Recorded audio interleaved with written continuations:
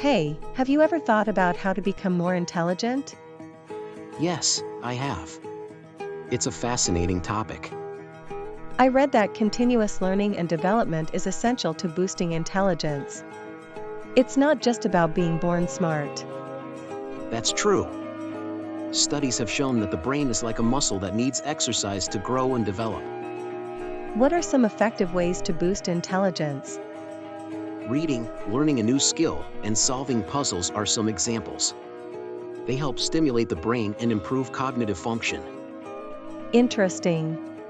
I also heard that getting enough sleep is crucial for brain function. Yes, sleep is essential for consolidating memories and enhancing learning and problem-solving skills.